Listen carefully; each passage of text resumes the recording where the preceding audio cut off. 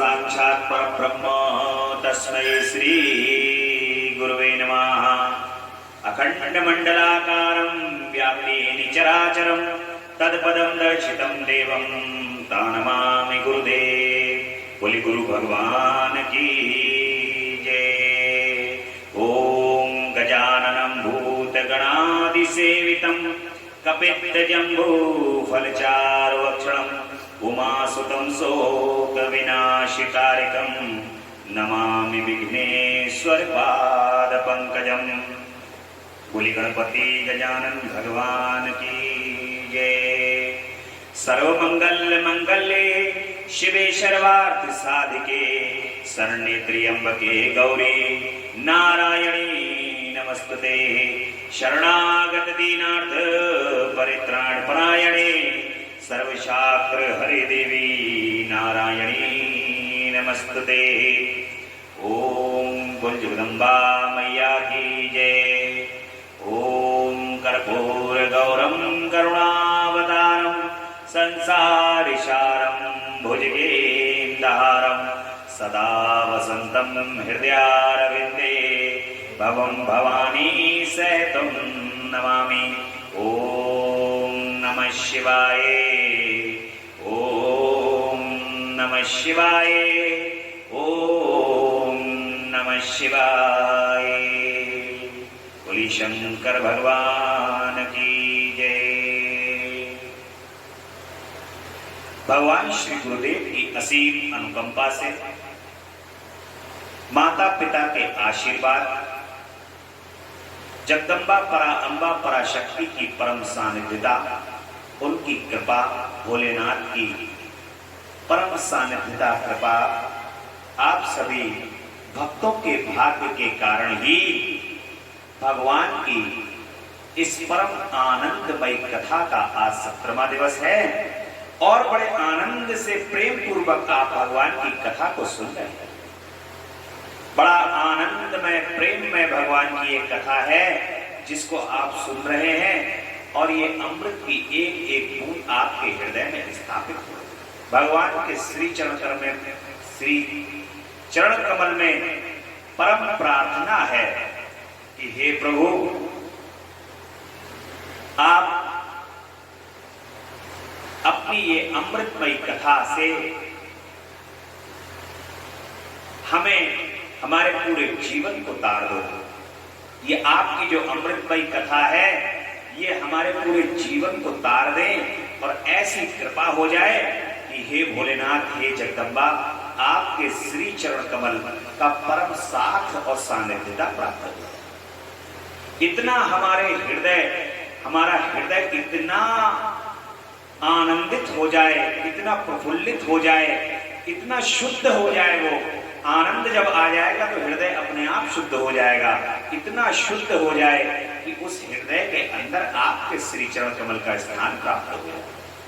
ऐसी हमें इस कथा के माध्यम से जगदम्बा और भोलेनाथ से प्रार्थना करनी है। और बड़ा आनंद का दिन भी है आज, बड़े आनंद और हर्ष का दिवस है। आज की कथा में आपको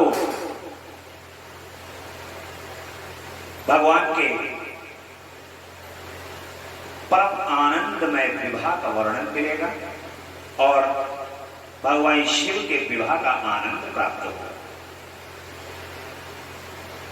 कल की कथा में माता पार्वती भगवान शिव के पास, जब भगवान शिव हिमालय से आज्ञा पाकर के जब आ जाते हैं तो हिमालय के साथ माता पार्वती भी आती हैं और भगवान शिव के पास रहकर के इसकी सेवा करने की आज्ञा प्राप्त करती हैं। परंतु भगवान शिव कहते हैं कि चलो ठीक है, आ जाओ और सेवा करके चली जाओ, फिर उसके बाद फिर पुनः आ जाओ। माता वैसा ही करती हैं जैसा भगवान शिव कहते हैं और फिर भगवान शिव वहां से तपस्या करके पुनः अपने स्थान को वापस चले जाते हैं। इंद्र आदि जो देवता हैं, इन सबको अपने हृदय के अंदर एक ही बात है कि कैसे ही मेरा जो कार्य है वो कार्य सिद्ध हो जाए जो मेरा सिंहासन है वो सिंहासन परमानेंट बना रहे, ये ऐसा ना हो कि कोई राक्षस या कोई तपस्वी आकर के इसके ऊपर कब्जा कर ले।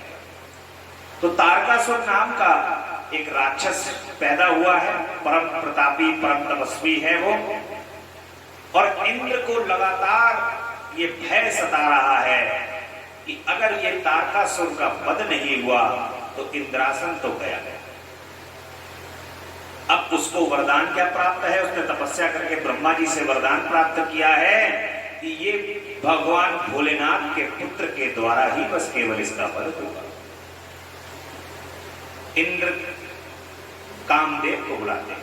आप बुद्धि देखें, भगवान शिव की महिमा सब जानते हैं कि भगवान शिव त्रिलोकीनाथ सगुण और निर्गुण दोनों रूपों में रहते हैं।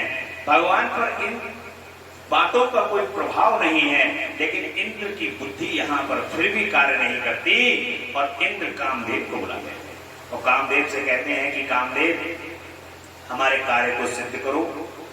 भोलेनाथ के अंदर काम की भावना जागृत होगी तो वो विवाह करने के लिए उद्यत होंगे, ऐसा तुम हमारा कार्य करो। कामदेव नाना प्रकार से उनको समझाते हैं, लेकिन फिर भी जो है वो इंद्र अपने कार्य के अंदर उद्धत कर लेते हैं। अब यहां पर कुछ बातें ऐसी हैं जो इंद्र ने कामदेव से कही। इंद्र कह रहे हैं कामदेव से कि हे कामदेव, बहुत दुख आ पड़ा है, तुम्हारे बिना कोई भी दूर नहीं कर सकता। दाता की परीक्षा दुर्भिक्ष में, जो दान देने वाला है उसकी परीक्षा होती है दुर्भिक्ष में। जब उसके पास देने के लिए कुछ नहीं है तब उस समय पर उसकी परीक्षा हो। सूरवीर की परीक्षा रणभूमि में, मित्र की परीक्षा आपत्ति काल में। यदि आपका कोई सच्चा मित्र है तो आपका संकट में अवश्य वो साथ देगा। और स्त्रियों के कुल की परीक्षा पति के असमर्थ हो जाने पर, तात संकट पड़ने पर विनय की परीक्षा होती, और परोक्ष में सत्य एवं उत्तम स्नेह की परीक्षा होती है। अन्यथा यह मैंने सच्ची बात कही है मित्रवर, इस समय मुझ पर जो विपत्ति आई है उसका निवारण दूसरे किसी के पास नहीं हो सकता। इस प्रकार से कामदेव को इंद्र कह रहे हैं और लगातार उनसे जब ये सब बातें कर रहे हैं तो कामदेव भी जो है इंद्र की बातों को मान करके कहते हैं हाँ चलो ठीक है, मैं भगवान शिव के पास पहुंच जाऊंगा और कहीं दूर से खड़ा होकर के उनके ऊपर अपने बाण चलाऊंगा, ऐसा वो अपने निश्चय कर लेते हैं उनके कहने से। अब भगवान शिव तपस्या कर रहे हैं और भगवान शिव तपस्या करते समय कामदेव पहाड़ के पीछे आकर के जब बाण चलाते हैं, सारे बाण चला देते हैं और इतने में क्या होता है कि भगवान शिव की नेत्र खुल जाता है और भगवान शिव जब देख लेते हैं कि कामदेव अपना सारा कार्य कर चुका है और अपना नेत्र खोल करके जैसे ही कामदेव को देखते हैं तो तीसरा नेत्र खोलते ही कामदेव उस अग्नि में भस्म हो जाते हैं। अब तो चारों ओर हाहाकार मच जाती है और कामदेव की जो पत्नी है उनका रो रो करके बुरा हाल हो जाता है, विलाप करती हैं, कहती हैं कि मैं क्या करूं, कहां जाऊं, देवताओं ने ये क्या किया, मेरे उद्दंड स्वामी को बुलाकर नष्ट करा दिया। देवताओं ने अपना कार्य सिद्ध करने के लिए मेरे स्वामी की बलि दे दी। नाथ हे प्राण प्रिय, मुझे देने वाले प्रियतम, हा प्राणनाथ, ये क्या हो गया। ब्रह्मा जी कहते हैं कि नारद इस प्रकार रोती बिलखती और अनेक प्रकार की बातें करती हुई रति हाथ पैर पटकते हुए सिर के बालों को नोचने लगी। उस समय भगवान जीव वृक्ष आदि स्थावर प्राणी भी बहुत दुखी हो गए। इसी बीच में इंद्र आदि संपूर्ण देवता महादेव का स्मरण करते हुए रति को आश्वासन देकर इस प्रकार से कहते हैं। देवता कहते हैं कि तुम काम के शरीर का थोड़ा सा भस्म लेकर उसे यत्न पूर्वक रखो और भय छोड़ो। हम सबके स्वामी महादेव कामदेव को पुनः जीवित कर देंगे और तुम फिर अपने प्रियतम को प्राप्त कर लोगी। कोई किसी को ना तो दुख सुख देने वाला है और ना दुख ही देने वाला है। ये सब लोग अपनी अपनी करनी का फल भोगते हैं। तुम देवताओं को दोष देखकर व्यर्थ ही शोक करती है। देवताओं ने कहा कि भगवान की शरणागत भक्त वत्सल हैं, आप कृपा करके हमारे इस शुभ वचन को सुनिए। भगवान शिव कामदेव की करतूत पर भलीभांति प्रसन्नता पूर्वक आप विचार कीजिए। महेश्वर, काम ने जो ये कार्य किया है इसमें इसका कोई स्वार्थ नहीं था। अब देवता लोग जो हैं वो भगवान शिव के सामने आ जाते हैं और कहते हैं कि प्रभु इसका कोई स्वार्थ नहीं था, हम सबने अपने स्वार्थ को सिद्ध करने के लिए इसको आगे किया है, इसको क्षमा कर दो और इसको जीवन दान प्रदान कर दो। भगवान शिव जो हैं कामदेव को जो भस्म किया है उसके देखिए, भगवान शिव एक ऐसे देवता हैं कि उन्होंने जिसकी गर्दन काटी है उसकी गर्दन पुनः वापस कर दी, जीवन दान प्रदान किया। कामदेव को भस्म किया है तो पुनः उसकी राख से उसको पुनः कामदेव बना दिया और पुनः कामदेव को जीवित कर दिया है। और भगवान कह रहे हैं जहां पर हिमालय पर वो तपस्या कर रहे हैं, भगवान कह रहे हैं कि ये स्थान जहां पर मैंने तुझे भस्म किया है इस स्थान पर काम का कोई कार्य नहीं करेगा यहाँ पर। तो इसलिए भगवान पुनः जीवित कर देते हैं। रति और कामदेव पुनः प्रसन्नता पूर्वक वहां से चले जाते हैं, उनका कार्य सिद्ध हो गया है और कामदेव पुनः जीवित हो गए हैं। ब्रह्मा जी कहते हैं कि शिव के विरह से पार्वती जी का शोक और नारद जी के द्वारा उन्हें तपस्या के लिए उपदेश पूर्वक पंचाक्षर मंत्र की प्राप्ति करा। भगवान शिव तो तपस्या में बैठ गए हैं, चले गए हैं वहां से। माता पार्वती जो है भगवान शिव के विरह में यहाँ पर शोक में डूबी हुई हैं। इतने में नारद जी आ जाते हैं और नारद जी कहते हैं कि माँ, जिस प्रकार से उन्होंने सती माता को भगवान शिव के पंचाक्षर मंत्र का अपना गुरु मंत्र प्रदान किया था कि भगवान शिव इसकी तपस्या से प्रसन्न हो जाएंगे, वही मंत्र माता पार्वती को ओम नमः शिवाय, ओम नमः शिवाय, ओम नमः शिवाय।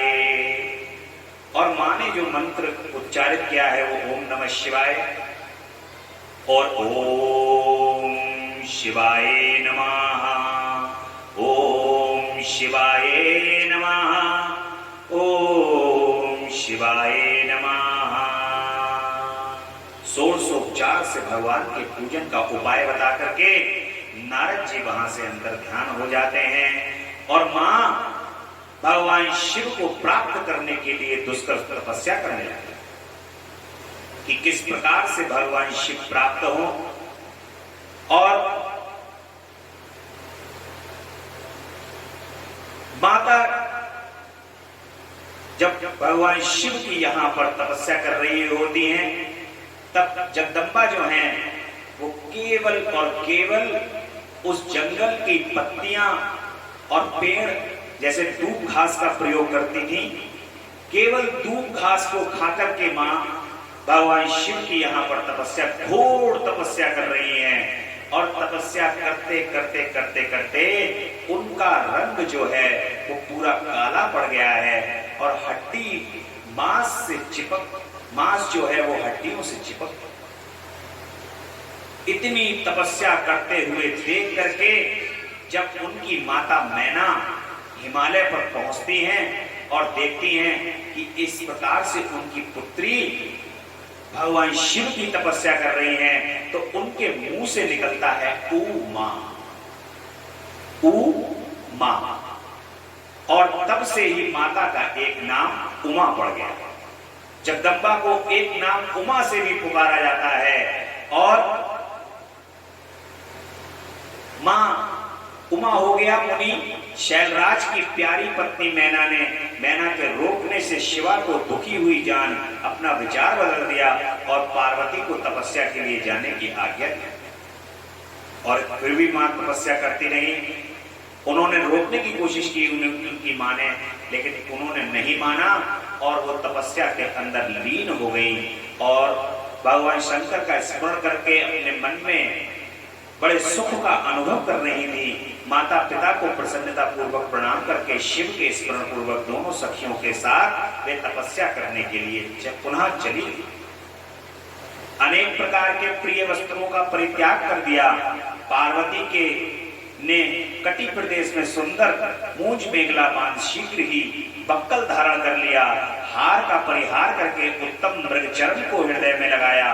तत्पश्चात वे तपस्या के लिए गंगावतरण तीर्थ को चली गई, जहां ध्यान लगाते हुए भगवान शंकर ने कामदेव को दग्ध किया था। हिमालय का यह शिखर गंगावतरण के नाम से प्रसिद्ध है।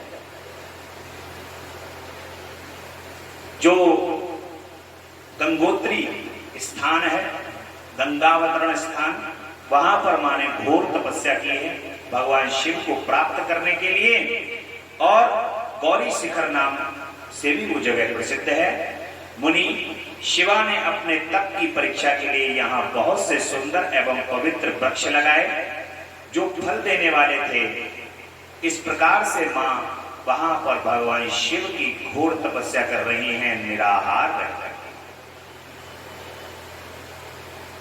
भगवान शिव की जो तपस्या है, वो तपस्या को करके जगदम्बा के लिए तो भगवान शिव दुर्लभ है ही नहीं, क्योंकि भगवान शिव की शक्ति का नाम ही जगदम्बा है। भगवान शिव की शक्ति का नाम ही पार्वती है। भगवान शिव की शक्ति का नाम ही काली है। जब भगवान शिव की ये शक्तियां हैं, तो इन शक्तियों को भगवान शिव की तपस्या करने की क्या आवश्यकता होगी? मन में ये शंका उत्पन्न हो कि घोर तपस्या जगदम्बा जो है वो भगवान शिव की कर रही है, जबकि भगवान शिव और माता पार्वती दोनों एक ही हैं, ये तो अलग अलग हैं ही नहीं।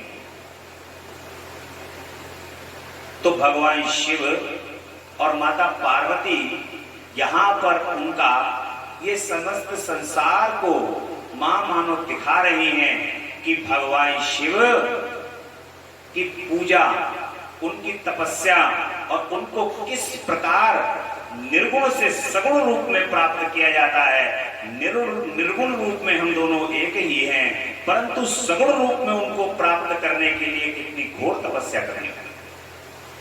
सगुण रूप में प्राप्त करने के लिए किस प्रकार का प्रयास करा जाता है। सगुण रूप में निराहार रह करके, जंगलों में रह करके भगवान की किस प्रकार से तपस्या की।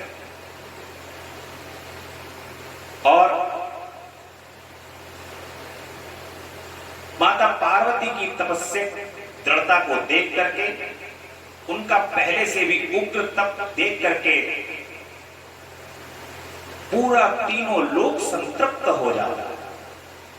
तीनों लोगों के अंदर मानो चारों तरफ ओम नमः शिवाय की गूंज माता के मुख से जो निकल रहा है, ओम नमः शिवाय, ओम नमः शिवाय, तीनों लोगों में वो ओम नमः शिवाय से ये ब्रह्मांड जो है आच्छादित हो चुका है और संतृप्त हो गया है। और उससे देवताओं के साथ ब्रह्मा और विष्णु जी भगवान शिव के स्थान पर जाते हैं और कहते हैं कि प्रभु, पार्वती नाम की कन्या है, वो आपको प्राप्त करने के लिए घोर तप कर रही हैं। ऐसा करो प्रभु, अब जो है वो अपनी हट छोड़ करके अपना ये सब जो आपने कहा है कि मैं गृहस्थ जीवन में नहीं जाऊंगा, इसको छोड़ करके अब आप गृहस्थ जीवन को स्वीकार करना। ऐसा जो है वो भगवान शिव कहते हैं। देवता लोग और भगवान ब्रह्मा जी और विष्णु जी कहते हैं भगवान शिव से। भगवान शिव कहते हैं चलो ठीक है, वो स्वीकार कर लेते हैं और उनकी ये बात सुन करके प्रार्थना करने पर भगवान शिव स्वीकार कर लेते हैं और भगवान शिव की आज्ञा से सप्तऋषि पार्वती के आश्रम पर जाकर उनके शिव विषयक अनुराग की परीक्षा करते हैं। भगवान शंकर कहते हैं अच्छा ठीक है, तपस्या कर रही है तो तपस्या की परीक्षा भी ली जाएगी। देखिए एक चीज आपको और बताना चाहूंगा मैं यहां पर,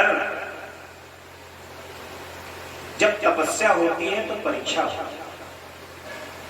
जैसे कोई व्यक्ति तप कर रहा है, हम लोग जो व्रत करते हैं तप, इसको तप की श्रेणी में कहा जाता है। सुबह से लेकर शाम तक हमने कुछ खाया नहीं और नीचे गौरी कुंड से लेकर के केदारनाथ तक पैदल चल के गए, ये तपस्या तप की श्रेणी कि भगवान के दर्शन करने हैं, जाना है, ये सब तप की श्रेणी में आता है। और तप होगा तो परीक्षा होगा। भगवान समय समय पर तुम्हारी परीक्षा लेने आएंगे। किसी भी दिन तुम व्रत में होगे तो भगवान तुम्हारी परीक्षा लेने के लिए आ जाएंगे। कि कोई भी परीक्षा ले सकते हैं जो उनके हृदय में उस समय पर होगा, वो तुम्हारे कुछ की परीक्षा ले सकते हैं। तुम रास्ते में चल रहे होगे तो भगवान उस समय तुम्हारी परीक्षा ले सकते हैं। परंतु प्रेम की कभी परीक्षा नहीं। यदि आप उनसे प्रेम करते हो, हृदय में अगर आप उनके प्रेम है, तो परीक्षा लेने नहीं, वो प्रेम के अंदर दौड़े हुए आते हैं, प्रेम के वशीभूत होकर के आते हैं। इसीलिए प्रेम जो है वो सर्वोत्तम बताया है। उनसे जब प्रेम करोगे तो वो सर्वोत्तम, और उसके अंदर तुम भगवान से कहने लगोगे कि हे प्रभु अब किस समय आना है। अब अभी आप कह गए थे 6 बजे आना है और 6:30 बज रहे हैं, क्यों नहीं आए। उस समय आप भगवान की परीक्षा लेने लगोगे और इसमें तप के अंदर भगवान आपकी परीक्षा लेते हैं। ये भी यहां पर एक संदेश है। और जब मां तपस्या कर रही हैं तो भगवान शिव कह रहे हैं कि इनकी परीक्षा ली जाए और सप्तऋषियों को पार्वती जी के आश्रम पर उनके शिव विषयक अनुराग की परीक्षा करने के लिए भगवान भेजते हैं। देवताओं के अपने आश्रम में चले जाने पर पार्वती के तप की परीक्षा के लिए भगवान शंकर समाधिस्थ हो गए। वे स्वयं अपने आप में अपने ही परात्पर स्वस्थ माया रहित उपद्रव शून्य स्वरूप का चिंतन करने लगे। उस ध्येय वस्तु के रूप में साक्षात भगवान महेश्वर ही विराजमान है। उनकी गति का किसी को ज्ञान नहीं होता। वे भगवान वृषभध्वज ही सबसे सृष्टा और परमेश्वर है। माता पार्वती उस समय घोर तपस्या कर रही हैं। उस तपस्या से रुद्रदेव भी बड़े विस्मय में पड़ गए हैं और भक्ताधीन होने के कारण ही वे समाधि से विचलित हो गए। भगवान भी इस समय जो है वो समाधि नहीं लगा पा रहे। ऐसी घोर तपस्या माता जी कर रही हैं, भगवान शिव का समाधि में मन ही नहीं लग रहा। और भगवान शंकर की आज्ञा पाकर के सारे सातों ऋषि तुरंत ही स्थान पर पहुंच गए जहां माता जी तपस्या कर रही हैं। और माता पार्वती जहां पर विराजमान थी, सप्तऋषियों ने वहीं शिवा को तपस्या की मूर्तिमती दूसरी सिद्धि के समान देखा। उनका तेज महान था। वे अपने उत्तम तेज से प्रकाशित हो रही थी। उन उत्तम व्रतधारी सप्तऋषियों ने उन्हें मन ही मन प्रणाम किया। अब माता से कौन परीक्षा ले पाएगा। भगवान शिव ही हैं जो केवल और केवल आकर के उनके सामने समक्ष उपस्थित हो सकते हैं। परंतु फिर भी जब भगवान की आज्ञा है सप्तऋषियों को, तो सप्तऋषि जो हैं वो बैकुंठा के सामने आ जाते हैं। और सप्तऋषि कहते हैं कि देवी गिरिजानंदिनी, हमारी ये बात सुनो। हम जानना चाहते हैं कि तुम किस लिए तपस्या करती तथा इसके द्वारा किस देवता को किस फल को पाना चाहती। माता कहती है कि मुनीश्वरों, आप लोग प्रसन्नता पूर्वक हृदय से मेरी बात सुनो। मैंने अपनी बुद्धि से जिसका चिंतन किया है, अपना वह विचार आपके सामने रखती हूँ। आप लोग मेरी असंभव बातें सुनकर के मेरा उपहास करेंगे, इसलिए उन्हें कहने में संकोच ही होता है। तथापि कहती हूं कि क्या करूं, मेरा यह मन अत्यंत दृढ़ता पूर्वक एक उत्कृष्ट कर्म के अनुष्ठान में लगा है और एक ऐसा करने के लिए विवश हो गया है। यह पानी के ऊपर बहुत बड़ी और ऊंची दीवार खड़ी करने जैसा है। देवऋषि का उपदेश पाकर मैं भगवान रुद्र मेरे पति हूं, इस मनोरथ को मन में लिए अत्यंत कठोर तप कर रही हूं। माता जी कह रही हैं कि मैंने पानी के ऊपर दीवार खड़ी करने के लिए, जैसे पानी के ऊपर दीवार खड़ी करते हैं उस तरीके से मैं ये भगवान शिव को पाने के लिए तप कर रही हूं। माता का ये वचन सुनकर के ऋषि कह रहे हैं कि नारद व्यर्थ ही अपने को पंडित मानते हैं, उनके मन में क्रूरता भरी रहती है। आप समझदार होकर भी क्या उनके चरित्र को नहीं जानती हो? नारद छल कपट की बातें करते हैं और दूसरों के लिए के चित्त को मोह में डालकर मत डालते। उनकी बातें सुनने में सर्वदा हानि ही होती है। हे ब्रह्मपुत्र दक्ष के पुत्रों को नारद ने जो छल पूर्वक उपदेश दिया, उसका छल ये हुआ कि वे सब के सब अपने पिता के घर लौट कर न आ सके। सप्तऋषि कह रहे हैं कि नारद जी की बातें व्यर्थ हैं, उन बातों को नहीं सुनना चाहिए। ये माँ का परीक्षा ले रहे हैं और जिनके लिए ये भारी तपस्या करती हुए रुद्र सदा उदासीन है, निर्विकार है, काम के शत्रु हैं, इसमें संशय नहीं है। वे अमांगलिक वस्तुओं से युक्त शरीर धारण करते हैं। लज्जा तो तिलांजलि दे चुके हैं, उनका ना ही घर है ना द्वार है, वे किस कुल में उत्पन्न हुए हैं उनका किसी को पता नहीं। भगवान शिव के बारे में वहां पर ये सप्तऋषि सब बातें कर रहे हैं ताकि माँ के मन की परीक्षा ली जा सके। और कह रहे हैं कि भगवान विष्णु जो समस्त सद्गुणों से युक्त हैं, वे वैकुंठ में रहते हैं, लक्ष्मी के स्वामी हैं और नाना प्रकार की क्रीड़ाएं करने में कुशल हैं। उनके साथ हम तुम्हारा विवाह कराते हैं।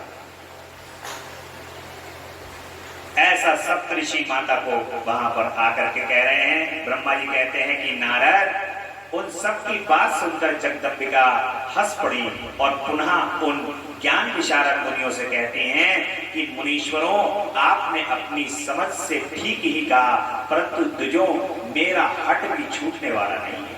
तुमने सब बातें कह दी, लेकिन जो मेरा हट है वो भी छूटने वाला कहीं से कहीं तक है। मेरा शरीर पर्वत से उत्पन्न होने के कारण मुझमें स्वाभाविक कठोरता विद्यमान है।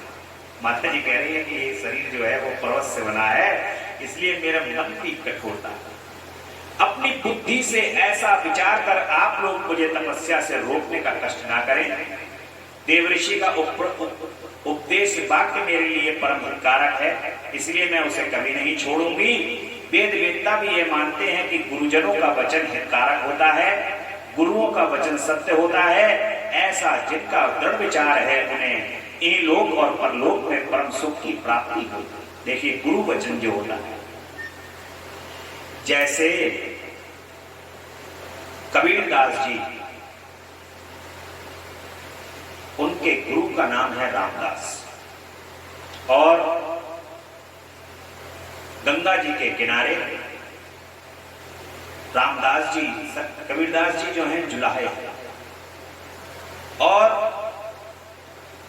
इस कारण रामदास पूजा करके जब आते हैं तो कबीरदास जो हैं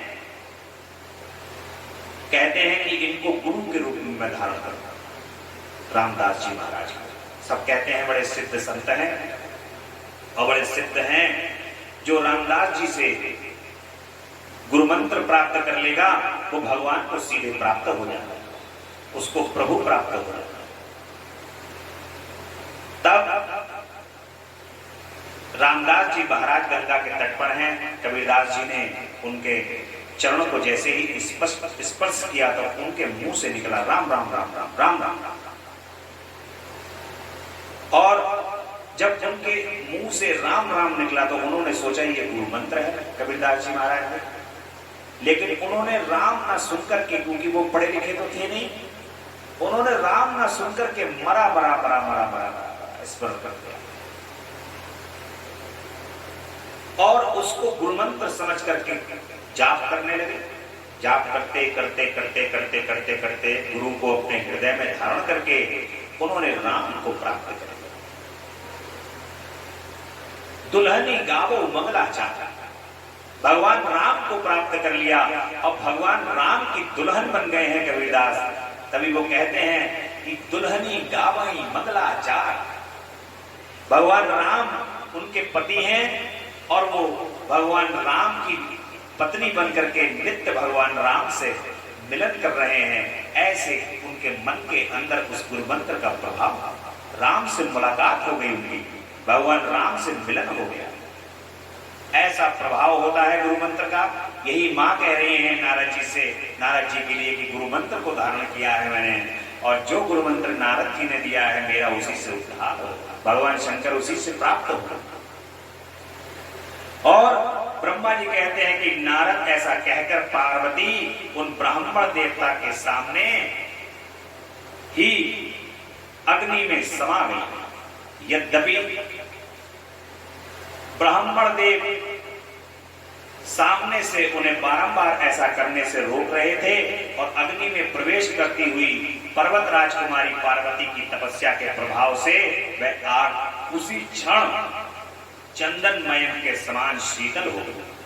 और माता जी जैसी अग्नि के अंदर प्रवेश किया वैसे वो अग्नि भी शीतल चंदन के समान जो है वो हो गई। और क्षण भर उस आग के भीतर रहकर जब माता आकाश के ऊपर की ओर उठने लगी, तब ब्राह्मण रूपधारी शिव ने सहसा हंसते हुए उनसे पुनः पूछा, अहो भद्रे, तपस्या तब क्या है? यह कुछ भी मेरी समझ में नहीं आया। इधर अग्नि से तुम्हारा शरीर नहीं जला, उधर तो यह तपस्या की सफलता का सूचक। भगवान शिव भी वहां पर जब उन्होंने भेज दिया है और उनकी जटिल तपस्या की परीक्षा लेने के लिए भगवान शिव भी पहुंच गए हैं और कहते हैं कि ये तो जो ऐसा हुआ है इसका मतलब तपस्या सफल है। भगवान कह रहे हैं कि तपस्या अब सफल हो गई। पार्वती की बात सुनकर के जटाधारी ब्राह्मण शिव की निंदा करते हुए पार्वती को उनकी ओर से मन को हटा लेने का आदेश प्राप्त होगा। अब भगवान माता की और भगवान शिव की दूसरी लीला प्रारंभ हो जाती है। यहाँ पर नारद जी कहते हैं कि विजय यथार्थ वचन सुनकर जटाधारी तपस्वी रुद्र हंसते हुए कहते हैं कि उसमें मुझे परिहास का अनुमान होता है। यदि ये सब ठीक हो तो पार्वती देवी अपने मुंह से कहें कि जटिल ब्राह्मण के इस प्रकार कहने पर पार्वती देवी अपने मुंह से यूं कहने लगे, जटाधारी विप्रवर, मेरा सारा वृतांत सुनिए। मेरे सखी ने जो कुछ कहा है, भगवान शिव माता पार्वती जो सखी हैं उन्होंने कहा है कि साधु, तुमसे पार्वती के उत्तम चरित्र का और उनकी तपस्या के समस्त कारणों का वर्णन करती हूँ। आप सुनना चाहते हो तो सुनिए। मेरी सखी गिरिराज हिमालय की पुत्री हैं। वे पार्वती और काली नाम से विख्यात हैं। उनका माता मैना की कन्या है। जब तक किसी ने इनके साथ विवाह नहीं किया है, ये अब तक इनका किसी ने ये भगवान शिव के सिवा दूसरे किसी को चाहती भी नहीं है। उन्हीं के लिए 3000 वर्षों से तपस्या कर रही हैं। भगवान शिव की प्राप्ति के लिए ही मेरी इस सखी ने ऐसा तप आरंभ किया। विप्रवर, इसमें जो कारण है उसे बताती हूँ, सुनिए। ये पर्वत राजकुमारी ब्रह्मा, विष्णु तथा इंद्र आदि देवताओं को भी छोड़कर केवल पिनाकपाणी भगवान शंकर को ही पति रूप में प्राप्त करना चाहते हैं और नारद जी के आदेश से ये घोर कठोर तपस्या है। श्रेष्ठ, आपने जो कुछ पूछा था उसके अनुसार मैंने प्रसन्नता पूर्वक अपनी सखी का मनोरथ बता दिया। आप और क्या सुनना चाहते हैं? ब्राह्मण देव के रूप में भगवान शिव वहां पर उपस्थित हैं। माता पार्वती कहती हैं पुनः, जटाधारी विप्रवर, मेरा सारा वृतांत सुनिए। मेरी सखी ने जो कुछ कहा है ये ज्यों का त्यों सत्य है, उसमें असत्य कुछ भी नहीं है। मैं मन, वाणी और क्रिया द्वारा सत्य ही कहती हूँ, असत्य नहीं। मैंने साक्षात पति भाव में भगवान शंकर का ही वर्णन किया है। यद्यपि जानती हूँ यह दुर्लभ वस्तु है, भला मुझे कैसे प्राप्त हो सकती है, तथापि उनकी उत्कंठा से विवश हो मैं तपस्या कर रही हूँ। ब्राह्मण से ऐसी बात कहकर पार्वती देवी उस समय चुप हो रही थी। तब उनकी यह बात सुनकर ब्राह्मण ने कहा कि इस समय मेरे मन में यह जानने की प्रबल इच्छा है कि ये देवी किस दुर्लभ वस्तु को चाहती, जिसके लिए ऐसा महान तप कर रही हैं। किंतु देवी तुम्हारे मुखारविंद से सब कुछ सुनकर उस अभिष्ट वस्तु को जान लेने के बाद अब मैं यहाँ से जा रहा हूँ, तुम्हारी जैसी इच्छा हो वैसा करो। यदि तुम मुझसे ना कहती तो मित्रता निष्फल होती। अब जैसा तुम्हारा कार्य है वैसा ही उसका परिणाम होगा। जब तुम्हें इसी से सुख है तब मुझे कुछ नहीं कहना। जब तपस्या ही करनी है तो तपस्या ही करो। अब मुझे इसके आगे कुछ भी नहीं कहना। ब्राह्मण के रूप में भगवान शिव जो है वो वहां पर माता से कहते हैं, माता कहती है कि विप्रवर आप क्यों जाएंगे, ठहरिए और मेरे हित की बात बताइए। पार्वती जी के ऐसा कहने पर दंडधारी ब्राह्मण देवता रुक गए और इस प्रकार बोले, देवी यदि मेरी बात सुनने का मन है और मुझे भक्ति भाव से ठहरा रही हो तो मैं यह सब तत्व बता रहा हूं जिसमें तुम्हें हित का ज्ञान है। महादेव जी के प्रति मेरे मन में गौरव वृद्धि है, अतः मैं उनको सब प्रकार से जानता हूँ, तो भी यथार्थ बात कहता हूँ कि तुम सावधान होकर वृषभध्वज के चिन्ह से अंकित ध्वजा धारण करने वाले महादेव सारे शरीर में भस्म रमाए रहते हैं, सिर पर जटा धारण करते हैं, धोती की जगह हाथी की खाल ओढ़ते हैं, हाथ में भीख मांगने के लिए एक खोपड़ी लिए रहते हैं, झुंड के झुंड सांप उनके सारे अंग में लिपटे देखे जाते हैं, वे विष खाकर भी पुष्ट होते हैं और अभय भक्षी हैं। उनके नेत्र बड़े और भद्दे, देखने में डरावने। उनका जन्म कब कहां और किससे हुआ है यह आज तक कभी कोई प्रकट ही नहीं कर पाया। ऐसा डराने की कोशिश करते हैं कि किसी भी तरीके से इनका जो है वो तप भंग हो जाए। अब माता सब बात सुनती रहती हैं। सारी बातें सुन करके उनके मन के अंदर तो यह बात सुनकर माता पार्वती शिव की निंदा करने वाले ब्राह्मण को मन ही मन कुपित हो बैठी और उनसे कहती हैं कि हे बाबा जी, अब तक तो मैंने ये समझा था कि कोई दूसरे ज्ञानी महात्मा आ गए हैं, परंतु अब सब ज्ञात हो गया, आपकी कलई खुल गई। आपसे क्या कहूं विशेषता उस दशा में, अब जब आप अबद्ध ब्राह्मण हैं, ब्राह्मण देवता आपने जो कुछ कहा है वह सब मुझे ज्ञात है, परंतु सब झूठा ही है, सत्य कुछ नहीं है। आपने कहा था कि मैं शिव को जानता हूँ, यदि आपकी ये बात ठीक होती तो आप ऐसी युक्ति बुद्धि के विरुद्ध बात कही हुई नहीं बोलते, ऐसी बात कभी नहीं बोलते जैसी आप बात कर रहे हैं। और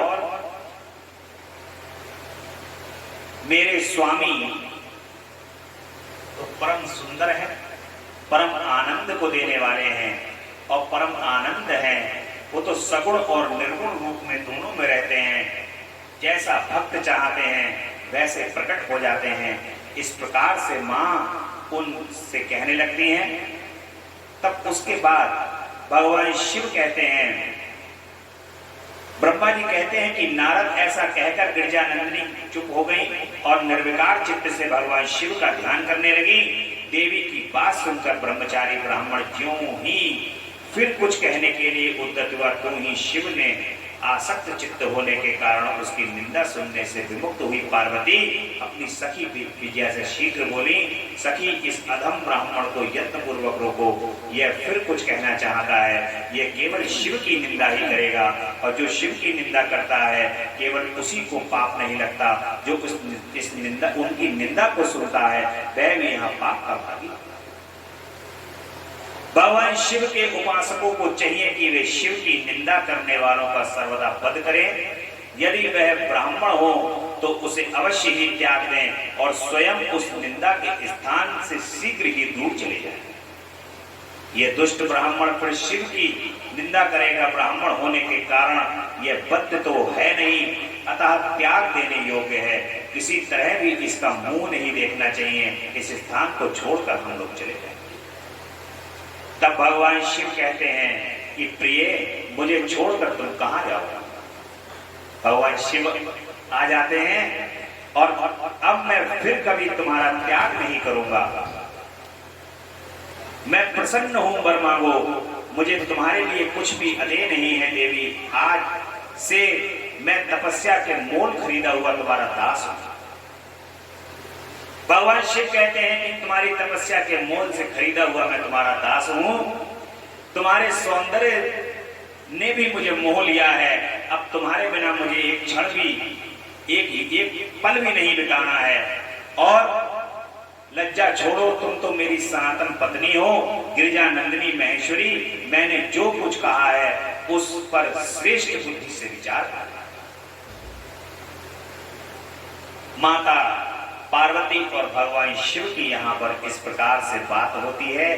अपनी परीक्षा में माता भगवान शिव की परीक्षा में पास हो जाती हैं और भगवान शिव यहाँ पर जो आखेट कर रहे हैं, बड़ा आनंद का विषय है। माता पार्वती परमात्मा हर की बात सुनकर और उनके आनंददायी रूप का दर्शन पाकर माता पार्वती को बड़ा हर्ष हुआ। उनका मुख प्रसन्नता से खिल उठा। वे बहुत सुख का अनुभव करने लगी। फिर उन महासाध्वी शिवा ने अपने पास ही खड़े भगवान शिव से कहा कि देवेश्वर, आप मेरे स्वामी हो प्रभु।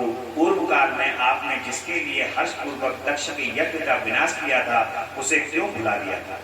वे आप ही हैं, मैं भी वही हूँ। हे देवेश्वर, इस समय मैं तारकासुर के दुख पाने वाले देवताओं के कार्य की सिद्धि के लिए रानी मैना के गर्भ से उत्पन्न हुई।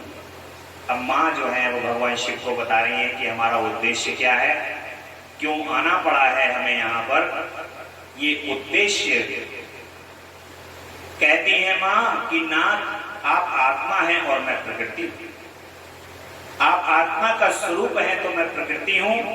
इस विषय में विचार करने की कोई बात नहीं है। हम दोनों स्वतंत्र और निर्गुण होते हुए भी भक्तों के अधीन होने के कारण सगुण हो जाते हैं। माता कह रही हैं कि हम भक्तों के अधीन हैं। कोई कृष्ण कहता है तो हम कृष्ण बन जाते हैं, कोई राधे राधे करता है तो हम राधे बन जाते हैं, कोई राम कहता है तो हम राम बन जाते हैं। वैसे तो हम निर्गुण हैं और जल्दी से जो जैसा हमें याद करता है हम वैसे बन के चले जाते हैं। ऐसा माता जो है वो कह रही है कि शंभु प्रभु, आपको प्रयत्न पूर्वक मेरी प्रार्थना के अनुसार कार्य करना चाहिए। हे शंकर, आप मेरे लिए याचना करें और हिमवान को दाता बनने का सौभाग्य प्रदान करें। आप याचना करें हिमवान से और उनसे मुझे दान में प्राप्त कर लें। ऐसा माँ जो है वो भगवान शिव से कह रही है। पार्वती के पिता के घर में सत्कार महादेव जी भगवान शिव जो हैं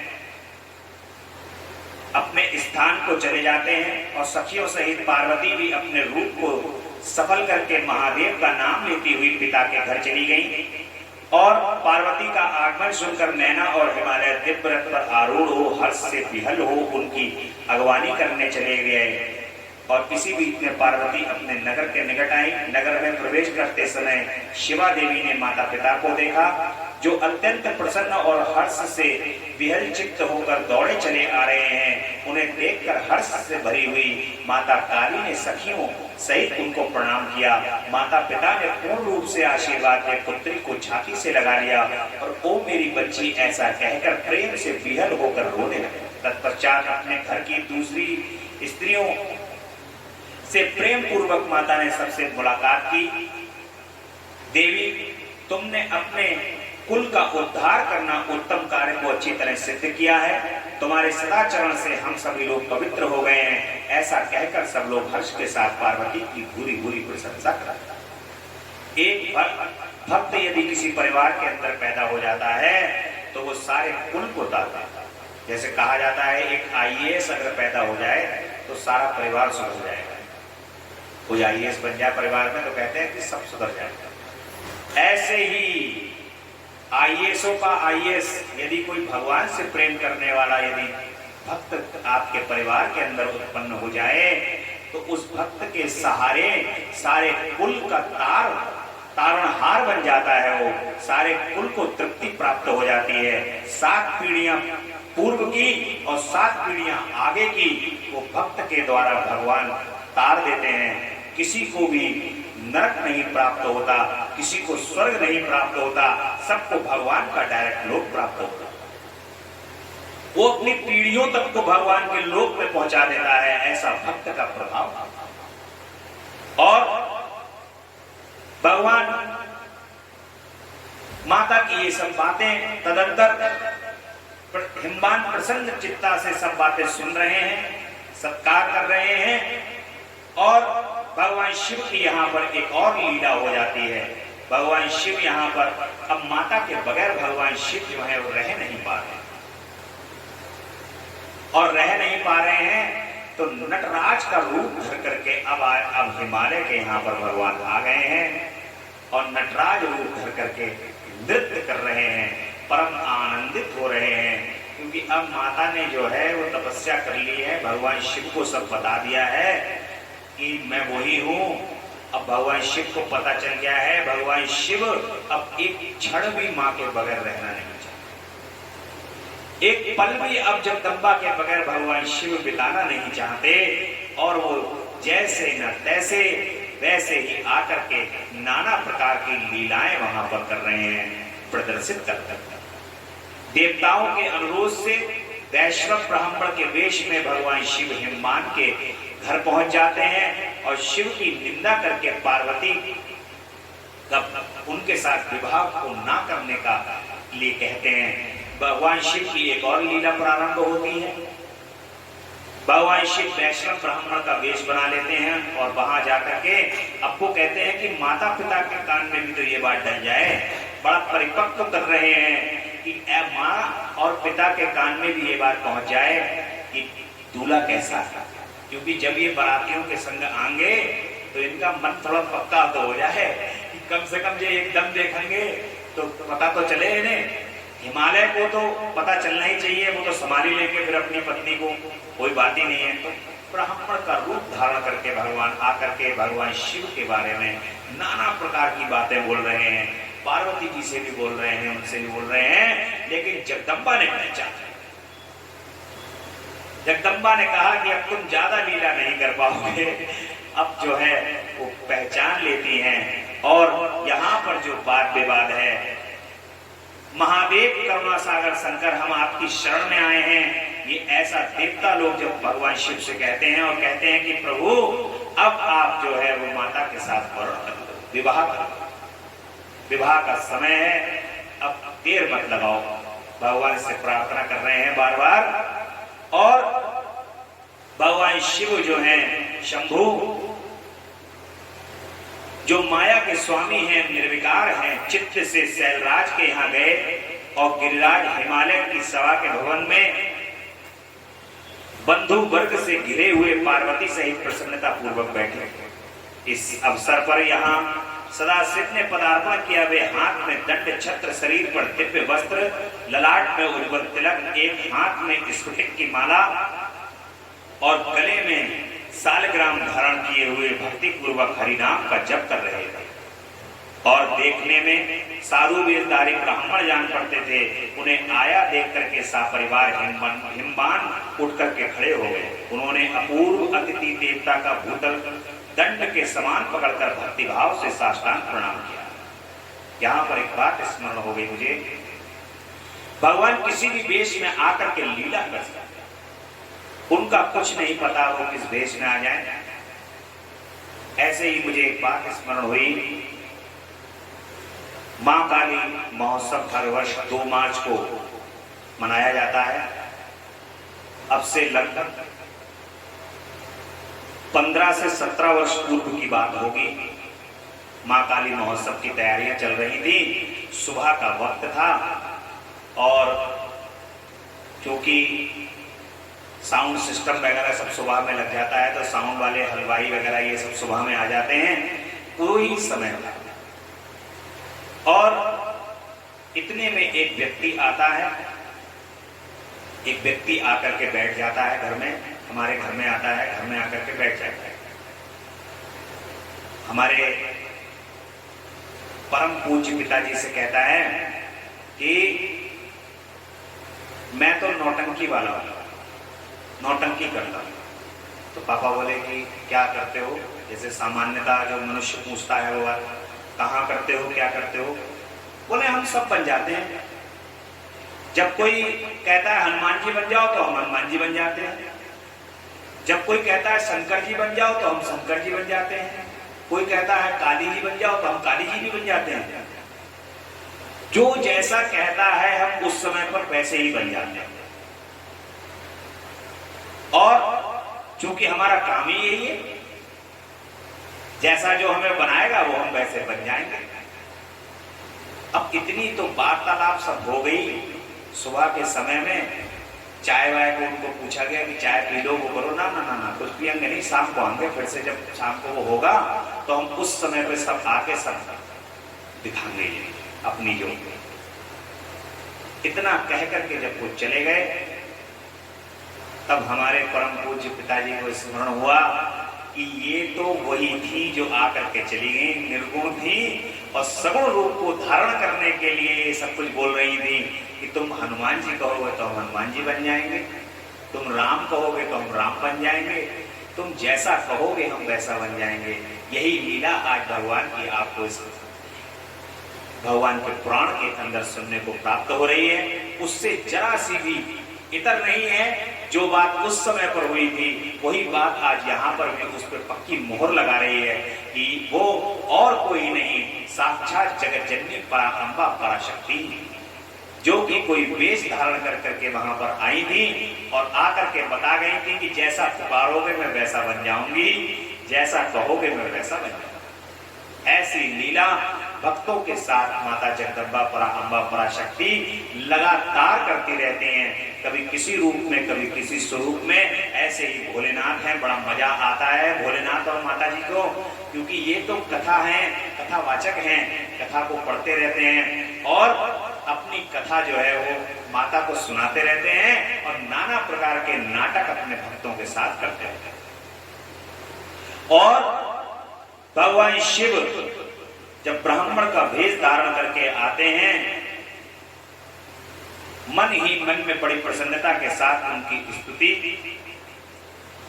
करने लगते हैं हिमालय। और ब्राह्मण रूपधारी शिव ने उन सबको प्रेम पूर्वक आशीर्वाद दिया, किंतु शिवा को सबसे अधिक मनोवांछित शुभ आशीर्वाद प्रदान करा। माता जी को बहुत ज्यादा आशीर्वाद दे रहे हैं, क्योंकि आए हैं मां से मिलने, और मैं लोक में बहुत से तीर्थों की भांति दर्शनीय बन गया हूं, क्योंकि आप जैसे विष्णु रूपी महात्मा मेरे घर पधारे हैं। मैना के ऐसा कहने पर साध्वी अरुंधति ने, ब्रह्मा जी कहते हैं कि नारद मुनियों के बीच में बैठे हुए शैलराज शिव की माया से मोहित हो उपयुक्त बात कहकर चुप रहे कि वो अब ब्राह्मण देव जो हैं वो भगवान शिव के बारे में कह रहे हैं कि सप्तऋषियों ने जो वचन कहा है वो वचन सब सत्य है, और सारी बातें जो हैं वो सुन रहे हैं। और शैलराज हिमालय भी जो हैं वो उनकी बातों में आ गए, क्योंकि माया है भगवान की, यहां पर माया कार्य कर रही है। और ज्ञानदायिनी अरुंधति जो हैं उस समय वहां पर बैठी होती हैं। माता अरुंधति वशिष्ठ ऋषि की पत्नी है, और माता ज्ञानदायिनी अरुंधति तुरंत उस घर में गई जहां मैना और पार्वती थी। जाकर उन्होंने देखा मैना जो है वो भी सब सारी बातें सुनती हैं, और सुनने के बाद वो व्याकुल हो जाती हैं और माता पार्वती के पास चली जाती है। अब माता अरुंधति जो हैं वो सब सारा वृतांत उनको सुना रही हैं, समझा रही हैं मैना को। जब उन्होंने समझाया तब उसके बाद जाकर के जो उनके मन का संशय है वो सारा मन का संशय दूर हुआ। ज्ञान की बात उन्होंने बताई कि ये भगवान शिव और माता पार्वती दोनों एक दूसरे के पूरक हैं, और भगवान शिव जो है वो त्रिलोकीनाथ हैं, चक्कर में मत पड़ो। ये जो है दोनों एक दूसरे के लिए ही तुम्हारे यहाँ पर जगदम्बा पराअंबा पराशक्ति गिरिजानंदिनी आपके यहाँ पे ही जन्म लिया है, और भगवान शिव के लिए ही लिया है। इस प्रकार से माता समझाती हैं। तो सारा उनका वृतांत सुन करके माता मैना जो है वो फिर से प्रसन्न हो जाती हैं और हिमालय को प्रसन्नता प्राप्त करता है। सप्तऋषियों के समझाने, मेरु आदि के कहने से पत्नी सहित हिमवान शिव के साथ अपनी पुत्री का विवाह करने का निश्चय कर लेते हैं, और सप्तऋषियों के पास जा उन्हें सब बात बताकर अपने धाम को ये जो सप्तऋषि आए हुए हैं, ये भगवान शिव के बारात का बिचौलिया जो है, जैसे आजकल इस समय पे होता है कि बारात का प्रस्ताव लेकर के हिमवान के पास आए हुए हैं और सारी बातें बता करके पुनः हिमवान को समझा देते हैं पत्नी सहित और भगवान शिव के धाम को लौट जाते हैं और उनके पुत्री का जो विवाह है उसका वृतांत बता करके हिमवान का भगवान शिव के पास लगन पत्रिका भेजते हैं। हिमवान भगवान शिव के पास अब लगन पत्रिका तैयार होती है, विवाह के लिए आवश्यक सामान जुटाते हैं, मंगलाचरण आरंभ हो जाता है। उनका निमंत्रण पाकर पर्वतों और नदियों ने दिव्य रूप में आना प्रारंभ कर दिया है। जब जो हिमालयपुरी है उसकी सजावट तथा विश्वकर्मा द्वारा दिव्य मंडप और देवताओं के निवास के लिए दिव्य लोक का निर्माण होना शुरू हो गया है। शादी की तैयारी प्रारंभ विवाह की जो तैयारी है वो प्रारंभ हो चुकी है। ऐसे ऐसे दिव्य मंडप बनाए गए हैं, विश्वकर्मा जी को बुलाया गया है और हिमवान जो है वो अपना सब कुछ सर्वस्व न्यौछावर कर देना चाहते हैं इस विवाह पर, क्योंकि ये विवाह पूरे संसार के अंदर ऐसा विवाह होने वाला है कि ऐसा विवाह ना हुआ है, ना हुआ था और ना होगा। जैसा विवाह भगवान शिव और माता पार्वती का है, ऐसा विवाह तीनों लोकों में आज तक और किसी का ना हुआ था, ना हुआ है और ना होगा। परंतु इस विवाह को देख करके समस्त संसार के अंदर जितने भी विवाह हैं वो सब होंगे। ऐसा ये विवाह होने वाला है। तरह तरह के मंडप आदि स्थापित होने वाले हैं, देवता आने वाले हैं और उनके जो बाराती हैं बड़े विचित्र हैं। भगवान शंकर के नंदी, भंगी, श्रृंगी, सांप, बिच्छू, भूत, पिशाच, डाकिनी, सांकिनी, ये सब जो है वो भगवान शंकर की विवाह के अंदर आने के लिए मचल रहे हैं। भगवान शंकर जहां जाते हैं ये सब उनके गण अवश्य उनके साथ जाते हैं और भगवान शिव को बुलाना बहुत सरल है, परंतु इनके गणों को निभाना बड़ा कठिन है। भगवान शंकर के जो गण हैं इन्हें निभाना बड़ा कठिन है। ये रोक पाना, जो व्यक्ति अपने यहाँ बड़े प्रेम से इनको बुलाता है, पूजन करता है, प्रसाद ग्रहण करवाता है, उसके बाद कहता है कि प्रभु अपना स्थान ग्रहण कर लो, आप सेवा सत्कार के लिए पुनः पधारो, ऐसा हमें आशीर्वाद दो और गच्छ गच्छ प्रभु, आप अपने स्थान को वापस जाओ। ऐसा भगवान शिव के विचित्र गण हैं और भगवान शिव अपने गणों के साथ ही रहते हैं, परम आनंद लेते हैं। ये गण कौन है? ये गण है भगवान के भक्त।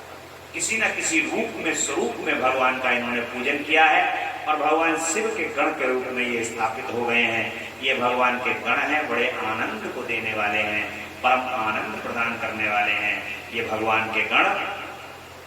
और ये गण भगवान के लिए बारात में परम आनंद देने वाले हैं, परम सुख प्रदान करने वाले हैं। भगवान शिव का नारद जी के द्वारा सब देवताओं को निमंत्रण दिलाया गया। अब हिमालय का अपनी ओर से निमंत्रण पहुंचा है और भगवान शंकर कह रहे हैं कि भैया लिस्ट बनाओ, और लिस्ट बना के बारात में वैसे आना तो सभी को है, लेकिन निमंत्रण बहुत जरूरी होता है।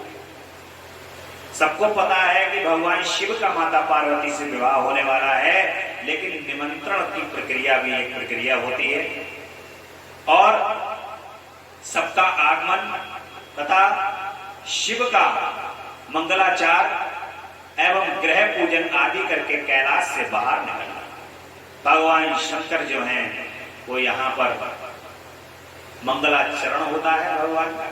जितनी भी विधि विधान होते हैं शादी में, विवाह में, वो सारे विधि विधान होने शुरू हो जाते हैं। मंगलाचरण, ग्रह पूजन और भगवान विष्णु शिष्य महाप्राकृतार्थ विधाता, आपको नमस्कार है। कृपा निधि, आपके मुंह से ये अद्भुत कथा मुझे सुनने को मिली है। अब मैं भगवान चंद्रमौली के परम मंगलमय तथा समस्त पाप राशि के विनाशक वैवाहिक चरित्र को सुनना चाहता हूं। ये विवाह के चरित्र को जो सुन लेता है उसके समस्त पापों का नाश हो जाता है। मंगल पत्रिका पाकर महादेव ने क्या किया, परमात्मा शंकर की वह दिव्य कथा सुनाई। ब्रह्मा जी कहते हैं कि बेटा तुम बड़े बुद्धिमान हो, भगवान शंकर के उत्तम यश को सुनो। मंगल पत्रिका पाकर भगवान शंकर ने जो उस मंगल पत्रिका को प्रसन्नता पूर्वक हाथ में लेकर हृदय से बड़े हर्ष का अनुभव करते हुए हंसने लगे। फिर उन भगवान ने हमें लाने वालों का सम्मान किया। तत्पश्चात उसे बांच कर विधि पूर्वक यहाँ से आए हुए लोगों को बड़े आदर सम्मान के साथ विदा किया। तदंतर उन मुनियों से कहा कि आप लोगों ने मेरे शुभ कार्य का भली भांति संपादन किया है। अब मैंने विवाह स्वीकार कर लिया है, अतः आप लोगों को मेरे विवाह में आना चाहिए। भगवान लगन पत्रिका को अपने हृदय से लगा लेते हैं और कहते हैं कि अब आप लोगों को मेरे विवाह में अवश्य आना चाहिए, मैंने स्वीकार किया। भगवान शंकर का यह वचन सुनकर वे ऋषि बड़े प्रसन्न हुए और उन्हें प्रणाम कर उनकी परिक्रमा करके अपने परम सौभाग्य की सराहना करने लगे। भगवान शिव कहते हैं कि नारद, तुम्हारे उपदेश से देवी पार्वती ने बड़ी भारी तपस्या की है। उससे संतुष्ट होकर मैंने उन्हें यह वर दिया कि मैं पति रूप में तुम्हारा पारिग्रहण करूंगा। पार्वती की भक्ति देखकर मैं उसके वश में हो गया हूं, इसलिए उसके साथ विवाह करूंगा। सप्तऋषियों ने लगन का साधन और शोधन कर दिया है, अतः आज से 7वें दिन मेरा विवाह होगा। इस अवसर पर लौकिक रीति का आश्रय ले मैं महान उत्सव करूंगा। मुनि, तुम विष्णु भगवान आदि सभी देवताओं से कहो, मुनियों और सिद्धों तथा अन्य लोगों को भी मेरी ओर से निमंत्रण करो। सब लोग मेरे शासन की गुरुता को समझकर प्रसन्नता और उत्साह के साथ सब प्रकार से तत्धज कर स्त्री पुत्रों के साथ यहाँ पर आए। ब्रह्मा जी कहते हैं कि मुनि, भगवान शंकर की आज्ञा को सुधार करके तुमने शीघ्र ही सर्वत्र जाकर उन सबको निमंत्रण दे दिया। तत्पश्चात शंभु के पास जाकर उनकी आज्ञा के अनुसार तुम वहीं ठहर गए। भगवान शिव भी उन सब देवताओं के आगमन की उत्कृष्टता पूर्वक प्रतीक्षा कर रहे हैं और सभी लोगों को यहाँ पर निमंत्रण प्रदान किया गया है। भगवान विष्णु को निमंत्रण पहुंचा है तो भगवान कह रहे हैं कि शरणागत वत्सल देव महादेव प्रभु, आप अपने भक्तजनों का कार्य सिद्धि करने वाले हैं, अतः मेरा एक निवेदन सुनिए। भगवान कहते हैं जब विष्णु जी को निमंत्रण जाता है और वो आते हैं, कल्याणकारी शंभु, आप ग्रह सूतोक्त विधि के अनुसार गिरिजा कुमारी पार्वती के साथ अपने विवाह का कार्य कराइए। हर आपके द्वारा विवाह की विधि का संपादन होने पर वही लोक में सर्वत्र विख्यात हो जाएगी। अतः नाथ, आप कुल धर्म के अनुसार प्रेम पूर्वक मंडप स्थापन और नांदी मुख श्राद्ध कराइए तथा लोक में अपने यश का विस्तार कीजिए। ब्रह्मा जी कहते हैं भगवान विष्णु के ऐसा कहने पर लोकाचारायण परस्पर शंभु ने विधि पूर्वक सब कार्य सिद्ध किया। उन्होंने सादा अभ्युदयिक कार्य कराने के लिए मुझे ही अधिकार दे दिया।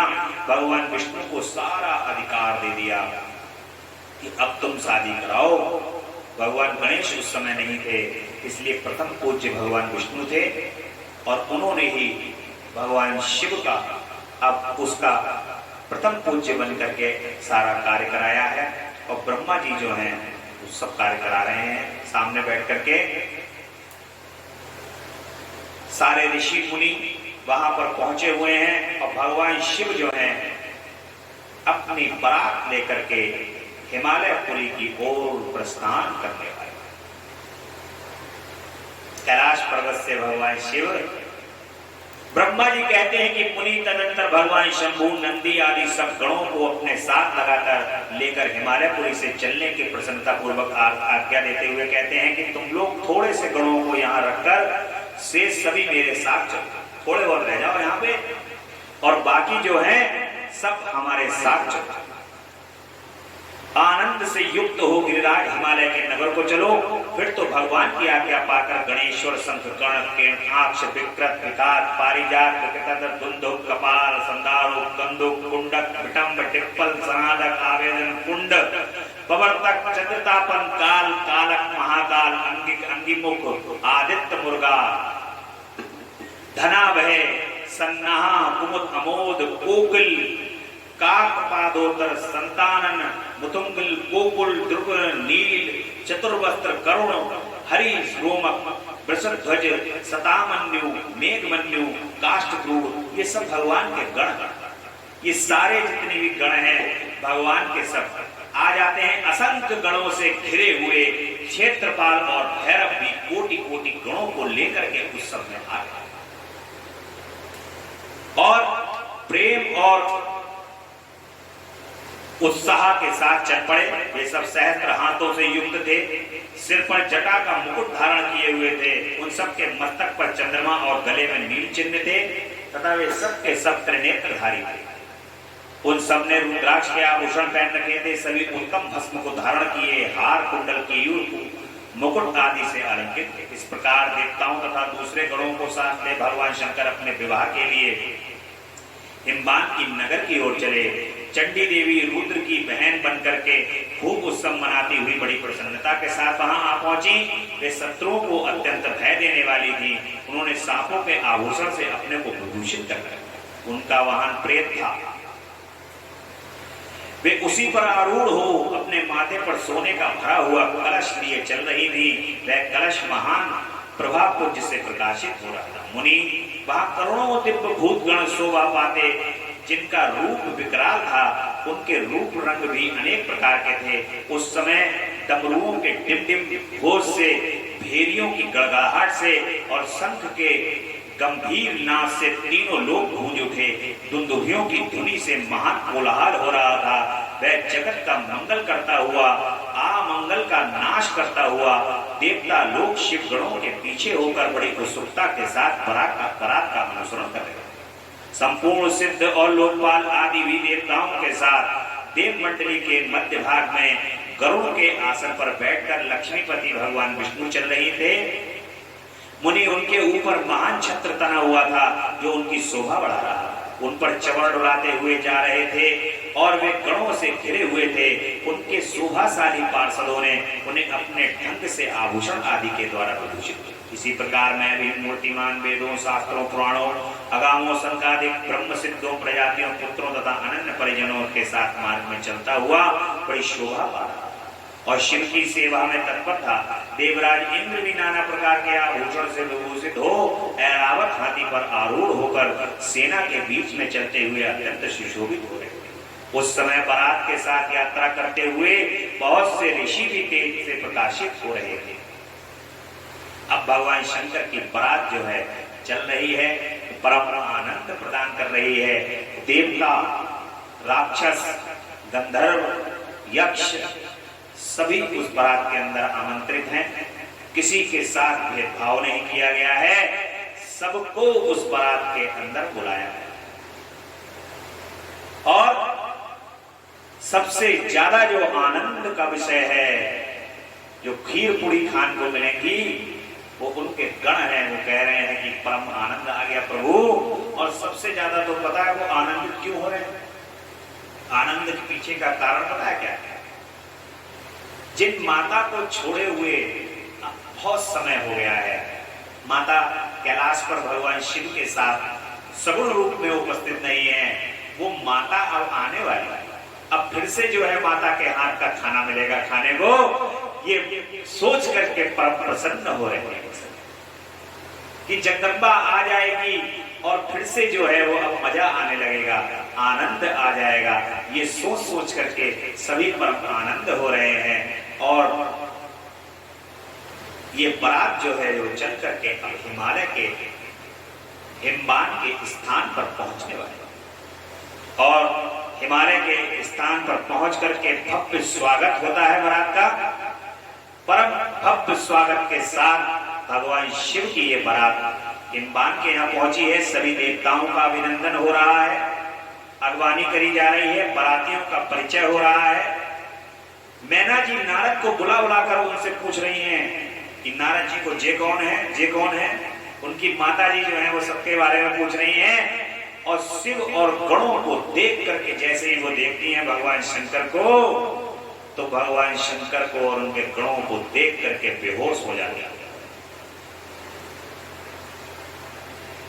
क्योंकि भगवान शिव का जो वेश है इस समय पर वो तो उनका अपना जो सगुण रूप जिस प्रकार से उन्होंने धारण किया है, भगवान जटा को धारण किए हुए, हाथी की खाल को पहने हुए, सर्पों की माला डाले हुए, पूरे शरीर पे विभूति लगी है, हाथ में डमरू है, त्रिशूल है और चले आ रहे हैं झूमते हुए भोलेनाथ। और जब भोलेनाथ झूमते हुए चले आ रहे हैं तब कहते हैं नंदी के ऊपर बैठे हुए हैं और माता जी उनकी जब देखती हैं कि दूल्हा कौन सा है, सबके बारे में मुझे पहले विष्णु जी को देखा, बड़े सुंदर लग रहे हैं देखने में, इंद्र देखे, ब्रह्मा जी देखे, अरे सब बड़े बड़े सुंदर देवता लोग आए हुए हैं। और जैसे ही भगवान शिव को देखा तो यही है दूल्हा और इसी दूल्हा से शादी पक्की भई है, यही है।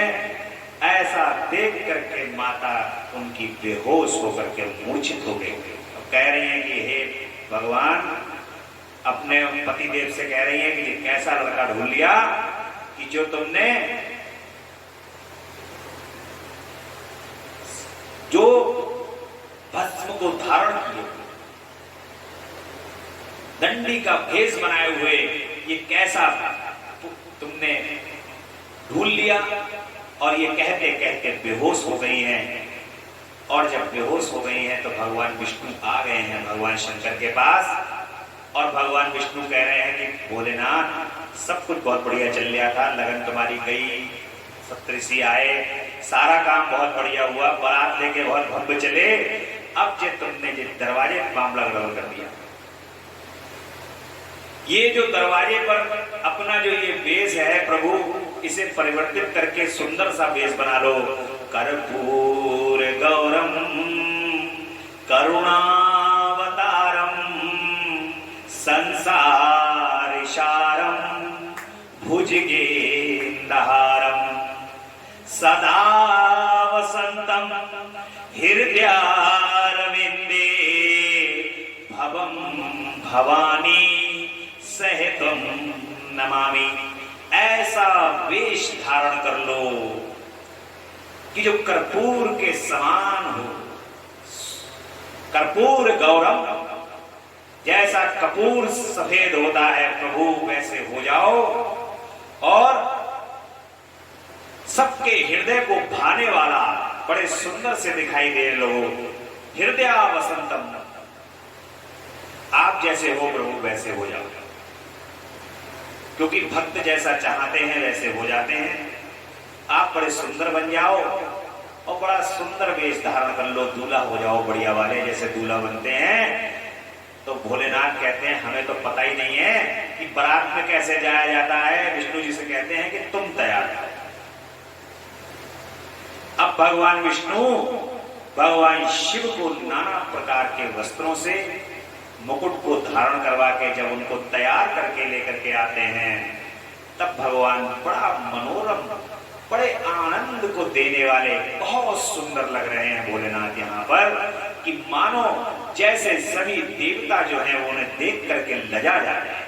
इतने सुंदर है भगवान और बड़ा पिनाक पाणी भगवान शंभु परम आनंद दे रहे हैं, परम आनंद को प्रदान कर रहे हैं। सभी इतना सुंदर सजाया है भगवान विष्णु ने।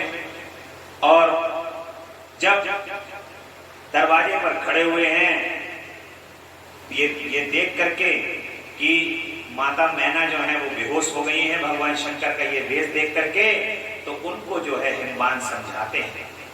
हिमवान समझाते हैं, जाकर के हिमालय समझाते हैं कि चलो देख लो जाकर के दूल्हा जो है वो दोबारा सच के वो बड़े अच्छे से श्रृंगार करके आ गए हैं। अब तुम देखो दूल्हा वो नहीं है, जे हैं। माता जी उठ जाती हैं और बेहोशी से उठ करके जब देखती हैं तो सामने हर हर महादेव, हर हर महादेव,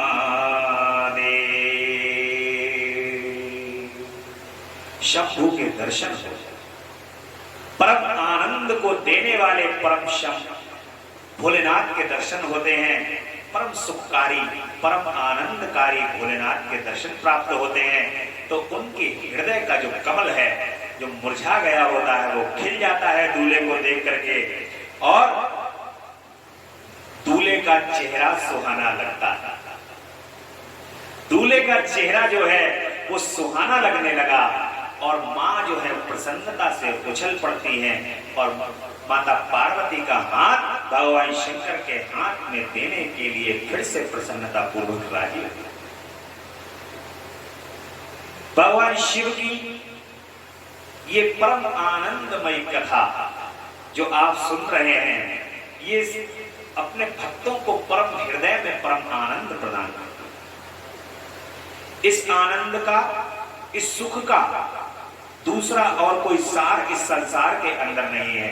जो ये सुख है, जो ये आनंद है, ये सुख और आनंद आपको अन्य किसी स्थान पर प्राप्त नहीं होगा, लेकिन ये जो सुख है उनके विवाह का, ये परम आनंद को करने वाला है। इसके अंदर भगवान ने परम सुख इसलिए भी है क्योंकि ये सुख सभी को प्राप्त होगा। भगवान ने ये सुख देने में किसी को वंचित नहीं किया है। भगवान ने ये नहीं कहा है कि ये नहीं आएगा, वो नहीं आएगा, इसको नहीं बुलाना है, उसको नहीं बुलाना है। उन्होंने तो सादर आमंत्रित कर लिया है सबको, ये परम सुख प्रदान कर दिया है, क्योंकि ये पूरी सृष्टि जो है वो जगदम्बा से और उनसे ही संचालित है। ये संपूर्ण सृष्टि अगर देखोगे तो भगवान शिव में और जगदम्बा में ही, भगवान शिव में और जगदम्बा के अंदर ही ये संपूर्ण सृष्टि है। इसलिए आज प्रकृति का भगवान शिव से मिलन है। ये प्रकृति आज संपूर्ण संसार आज धन्य होने वाला है, धन्य धन्य होने वाला है। शिव और शक्ति का मिलन होने वाला है, और शिव के साथ माता विवाह करने को राजी हो जाती हैं।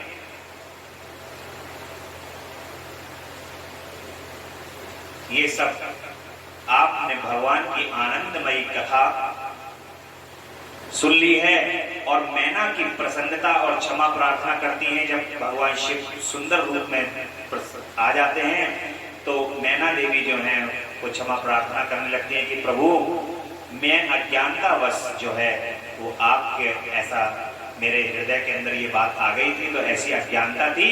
अब भगवान विष्णु ने मेरी अज्ञानता को दूर कर दिया है, विष्णु भगवान ने समझाया है आकर के, तो मेरी ये अज्ञानता दूर। भगवान शिव का मैना जो है द्वार पर परीक्षण करती हैं, उनके रूप को देखकर संतोष का अनुभव करती हैं, और अनन्य युक्तियों द्वारा वर की प्रशंसा शुरू हो जाती है। जो अभी तक भगवान शिव को देख करके भाग रहे थे इधर उधर, उनके गणों को देख करके जो घरों में घुस जा रहे थे, जो देख रहे थे कि भूत प्रेत पिशाच डाकिनी सांकनी आए हुए हैं, तो उन्हें देख करके बराती भाग गए थे। वो बराती अब जो है वो भगवान शिव का मनोहर रूप देख करके अब सब बड़ी प्रशंसा कर रहे हैं कि बड़ा सुंदर दूल्हा है। पार्वती का अंबिका पूजन के लिए बाहर निकलना तथा देवताओं और भगवान शिव का उनके सुंदर रूप को देख करके प्रसन्न हो गए। देवता भी बड़े प्रसन्न हो गए हैं, और माता भी जो है वो अंबिका पूजन होता है। पूजन से विवाह से पहले तो माता भी वो अंबिका पूजन करने के लिए आई हैं, और भगवान शिव को देख करके सभी देवता बड़े प्रसन्न हो रहे हैं। और वर पक्ष के आभूषणों से विभूषित भगवान शंकर ने माता जी को आभूषण भेजे हैं। आभूषण आए हैं, उन आभूषण को धारण करके परम शोभा पा रही हैं, और कन्यादान के समय वर के साथ सब देवताओं का हिमाचल के घर के आंगन में विराजित, और वरवधू के द्वारा एक दूसरे का पूजन। अब विवाह जो है उसकी क्षण है। यहाँ पर भी भगवान शिव और माता पार्वती के विवाह की झांकी की व्यवस्था की गई है। परम सुंदर परम आनंद को देने वाला ये विवाह आप कुछ ही क्षणों में यहाँ पर देखेंगे, भगवान शिव के उस विवाह का आनंद लेंगे और माता शिव और पार्वती का विवाह आरंभ हो जाएगा। हिमालय के द्वारा शिव के गोत्र के विषय में प्रश्न होने पर नारद जी के द्वारा उत्तर। अब हिमालय, क्योंकि क्या होता है, ये गोत्र जो है वो विवाह के समय में ही काम में आते हैं। जब विवाह होता है तो उस समय गोत्र बोला जाता है और दोनों का गोत्र, वर पक्ष और वधू पक्ष दोनों के पक्ष का गोत्र बोला जाता है। भगवान शंकर से पूछा तो वो चुप बैठे हैं। नारद जी ने फिर उसका निवारण किया है और उन्होंने कहा है कि भगवान शिव प्रवर कुल और प्रवर कुल को प्रतिपादित करें। हिमालय की ये बात सुनकर भगवान शंकर सुमुख होकर ही विमुख हो गए और पर्वतराज भगवान शिव का जब गोत्र वो नहीं बता पाते हैं, चुप हो जाते हैं, तो पर्वतराज जो हैं वो शंकित हो जाते हैं, आशंकित हो जाते हैं। नारद जी कहते हैं कि तुम मूर्ता के वशीभूत कुछ भी नहीं जानते हो, महेश्वर से क्या कहना चाहिए और क्या नहीं। वो कहते हैं कि गोत्र बताओ अपना। भगवान शंकर क्या गोत्र बताएं, क्योंकि वो निराकार, निर्विकार, मायाधीश परात्पर हैं, गोत्र कुल और नाम से रहित हैं, स्वतंत्र परमेश्वर हैं, साथ ही अपने भक्तों के प्रति बड़े दयालु हैं और भक्तों की इच्छा से ही निर्गुण और सगुण हो जाते हैं। उस समय पर भगवान का जो गोत्र है वो नाद है। नाद गोत्र से भगवान को यहां पर पुकारा गया है। ओम ओम ओम ओम नाद। इस प्रकार से भगवान शिव का विवाह जो है वो ब्राह्मणों के द्वारा ब्रह्मा जी की उपस्थिति में हो रहा है और ये विवाह जो है निरंतर कई दिनों तक चलता रहा और अब हिमालय अपनी पुत्री को यहां पर इतना उनको मोह है माता से कि उनको जो है वो विदा नहीं करना चाहते। भगवान शिव को और उन दोनों लोगों को विदा भी नहीं करना चाह रहे हैं। ये प्रसंग माता पार्वती और भगवान शंकर का ये प्रसंग हम कल की कथा में सुनेंगे। आज की कथा यहाँ विश्राम लेगी, परंतु भगवान शिव के विवाह की एक सुंदर सी झांकी आपके समक्ष प्रस्तुत की जाएगी। उसका परम आनंद लें, चूंकि आज विवाह है भगवान का। बोले शंकर भगवान की जय। परम आनंद से 2 मिनट भगवान के नाम का स्मरण करेंगे। तेरा पल पल बीता जाए, मुझसे जप ले नमः शिवाय, ओम नमः शिवाय, ओम नमः शिवाय, ओम नमः शिवाय। शिवाय मुसाफिरी जब पूरी होगी, चलने की मजबूरी होगी। मुसाफिरी जब पूरी होगी, चलने की मजबूरी होगी। अवसर खाली न जाए, मुझसे जप ले नमः शिवाय, ओम नमः शिवाय, ओम नमः शिवाय, ओम नमः शिवाय, ओम नमः शिवाय। नमः शिवाय, नमः शिवाय, नमः शिवाय, नमः शिवाय, नमः शिवाय, नमः शिवाय, नमः शिवाय, नमः शिवाय। अवसर खाली न जाए, मुझसे जप ले नमः शिवाय, ओम नमः शिवाय, ओम नमः शिवाय, ओम नमः शिवाय। बोले शंकर भगवान की जय, महामृत्युंजय भगवान की जय। बोले हर हर महादेव, हर हर महादेव। शिव शंभो कैलाशपति जगदम्बा रानी की जय। ये कथा आप शिवम मिश्रा हैज भक्ति रस पर यूट्यूब के माध्यम से लगातार सुन रहे हैं। आप इस कथा को स्वयं सुने और दूसरों को भी ये कथा सुनाएं, परम आनंद लें, परम पुण्य की प्राप्ति करें। बोले हर हर महादेव, हर हर महादेव, शिव शंभु कैलाशपति।